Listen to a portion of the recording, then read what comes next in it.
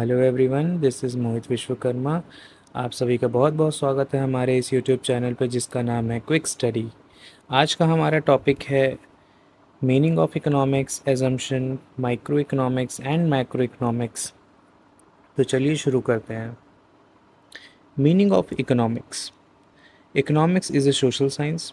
Economic हमारी एक social science है that study how people, business, and government use limited resources to produce goods and services। यहाँ हम study करते हैं कि पीपल, बिजनेसेस और गवर्नमेंट हमारे लिमिटेड रिसोर्सेज का यूज़ करते हुए प्रोडक्शन कैसे करते हैं गुड्स एंड सर्विसेज का, and how these are distributed among various individuals and group to satisfy their need and wants.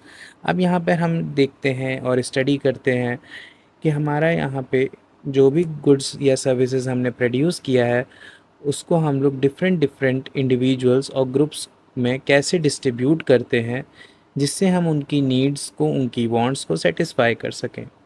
Economics is the study of how society use it's limited resources.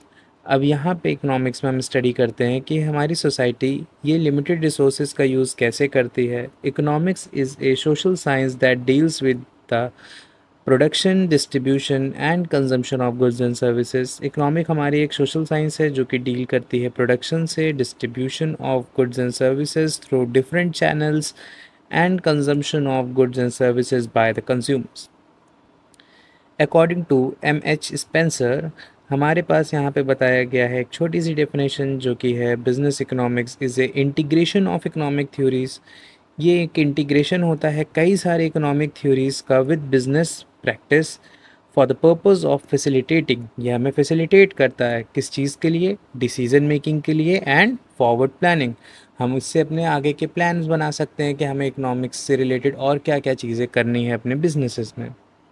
चलिए, अब इसके बाद हमारा topic next रहेगा characteristics of economics. Economics is the study of finance. आप सभी को पता है, वी ऑल नो दैट, कि इकोनॉमिक्स हमारा क्या है? एक स्टडी है जो कि हम फाइनेंस के लिए करते हैं। Economic involve goods and services. Economic involve करता है गुड्स एंड सर्विसेज को। Economic is not Holi a theoretical but also a practical subject matter of study. Economics हमारा कोई थ्योरेटिकल नॉलेज ही नहीं है सिर्फ, यह सब्जेक्ट है, but also it includes a practical knowledge about the subject. Economics is totally a science involving different principles. Economic हमारी एक ऐसी साइंस है जिसमें कई सारे प्रिंसिपल्स इन्वॉल्व होते हैं। In economics we study a single unit और इकोनॉमी एज ए होल। यहाँ पे इकोनॉमी में हम लोग एक सिंगल यूनिट के बारे में भी स्टडी कर सकते हैं या इकोनॉमी एज ए होल के बारे में। Economics involve production and distribution. Economic हमारा प्रोडक्शन और डिस्ट्रीब्यूशन भी इन्वॉल्व करता है। Economic is social science. इसके बारे में भी हम पढ़ चुके हैं कि इकोनॉमिक हमारा एक सोशल साइंस है जो कि एक ह्यूमन बिहेवियर के बारे में स्टडी करता है, उसकी डिमांड, उसके taste and preference, etc. Economics is dynamic, keep on changing according to time, technology and society. Very obvious, economic हमारा डायनामिक होता है, ये टाइम के साथ टेक्नोलॉजी, नई नई टेक्नोलॉजी के हिसाब से या सोसाइटी के हिसाब से चेंज होता रहता है। Economics involve art as well as science. Economics हमारा इन्वॉल्व करता है आर्ट को और साइंस को। आर्ट इसलिए है क्योंकि इसमें स्किल्स की ज़रूरत होती है, और ये साइंस इसलिए है क्योंकि यहाँ पे साइंटिफिक प्रिंसिपल्स इन्वॉल्व होते हैं। चलिए, हमारा नेक्स्ट टॉपिक है assumption of economics. Ceteris paribus. Ceteris paribus होता है, इसका एक बेसिक मीनिंग होती है, this assumption states that all other factors remain constant. अब यहाँ पे अदर फैक्टर्स जो भी हमारे इन्वॉल्व होते हैं एनालिसिस के टाइम पे, अगर हम किसी स्पेसिफिक वेरिएबल के बारे में पढ़ते हैं तो वो क्या होते हैं? कांस्टेंट होते हैं। रैशनल बिहेवियर यहाँ पे होता है, मतलब रैशनल मतलब होता है फ्री। हम फ्री होते हैं, हम जो भी कंजम्पशन करना चाहे कस्टमर, वो उस प्रोडक्ट का कंजम्पशन कर सकता है। प्रोड्यूसर अपना एम करता है कि वो प्रॉफिट को मैक्सिमाइज़ कर सके। यहाँ पे हमारे पास लिमिटेड रिसोर्सेज होते हैं जिसको हम लोग स्कार्सिटी ऑफ रिसोर्सेज भी कहते हैं, लैंड, लेबर, कैपिटल। हमारे पास अनलिमिटेड वांट्स होती हैं because economics is always all about unlimited wants. ये एंडलेस होते हैं, अनलिमिटेड होते हैं एंड रेकरिंग इन नेचर होते हैं, जिनको हम लोग कंटिन्यूटी भी कहते हैं। परफेक्ट कंपटीशन हमको फेस करने को यहाँ मिल जाता है, जहाँ पे number of buyers and number of sellers यहाँ पे होते हैं और सिंगल एंट्री यहाँ पे कंट्रोल की जाती है।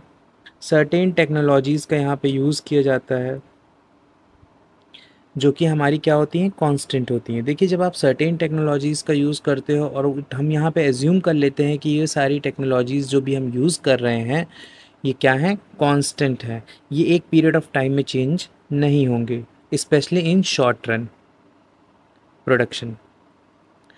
फुल एम्प्लॉयमेंट ऑफ रिसोर्सेज, यहाँ पे हमारे यहाँ फुल एम्प्लॉयमेंट ऑफ रिसोर्सेज होता है, जिसको हम लोग ऑप्टिमम यूटिलाइजेशन ऑफ रिसोर्सेज भी कहते हैं या बेटर यूटिलाइजेशन ऑफ रिसोर्सेज भी कहते हैं।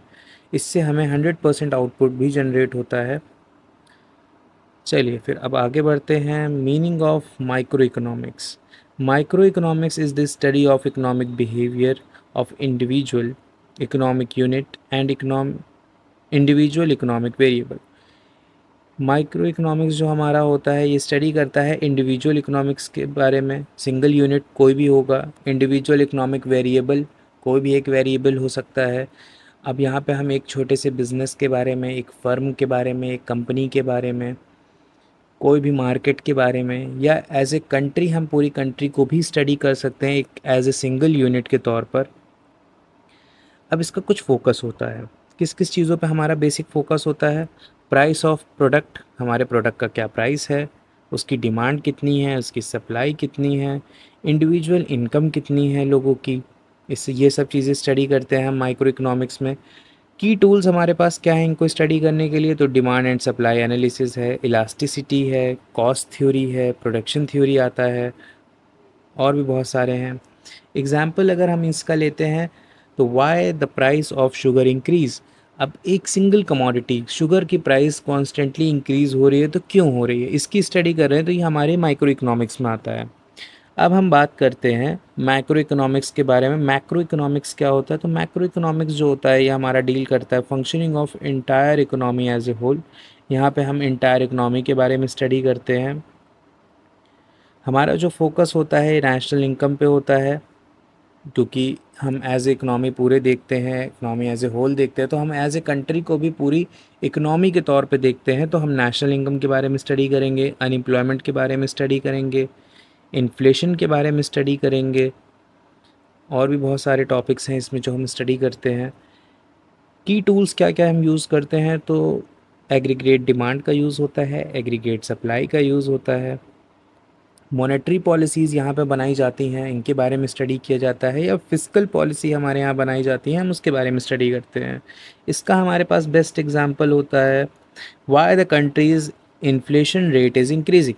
अब हम कंट्री को एज ए होल इकनॉमी लेते हैं, तो उसका इन्फ्लेशन रेट क्यों बढ़ता जा रहा है, वहाँ पे प्रोडक्ट के प्राइजेज़ जो एवरेज होता है वो इतना ज़्यादा क्यों इंक्रीज़ करता जा रहा है। तो ये हमारा माइक्रो इकोनॉमिक्स का पार्ट होता है।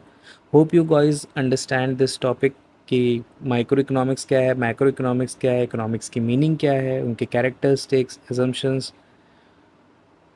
Do like, comment, share and subscribe my channel. This is my first video. Hope you all like it. Stay tuned with us. Thank you.